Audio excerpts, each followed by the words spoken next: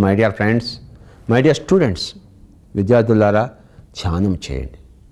It's absolutely essential for your studies. School విద్యార్థులకు వాళ్ళ వయసు ప్రకారం 10 ఏళ్ల పిల్లలైతే 10 నిమిషాలు, కాలేజ్ పిల్లలైతే 20 ఏళ్ల వాళ్ళైతే 20 నిమిషాలు చాలు. That keeps you fit for learning. పరీక్షలు వెళ్తాము, పరీక్షల్లో నేర్చుకున్నంత అప్పుడు జ్ఞాపకం రావాలి, లేకపోతే ఏం రాస్తాం. ఒక 5 నిమిషాలు ధ్యానం చేసి వెళ్తే అక్కడ కూర్చోగానే అన్ని జ్ఞాపకం వస్తాయి, టక టక టక టక రాసేస్తాం. కనుక ఏదైనా ఇంటర్వ్యూకి వెళ్ళాలనుకోండి, ఇంటర్వ్యూకి వెళ్ళేవాళ్ళు అక్కడ ఆ ఇంటర్వ్యూలో కూర్చుంటారు, ఇంకా వాళ్ళు మనం పిలవడు, ఇక్కడ మనం భయపడిపోతూ ఉంటాం.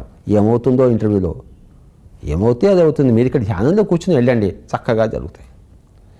ఈ కూర్చున్నంతసేపు మరి భయపడిపోతూ చెమటలు కక్కుకుంటూ సమయాన్ని వృధా చేసే కనుకంట హాయిగా కళ్ళు 2 మూసుకుని శ్వాస మీద ధ్యాస పెడితే ఆ ఇంటర్వ్యూలో చక్కగా చేస్తారు. మీరు మీ ఉద్యోగం మీకు వస్తుంది, మీ ఐఏఎస్ మీరు పాస్ అవుతారు.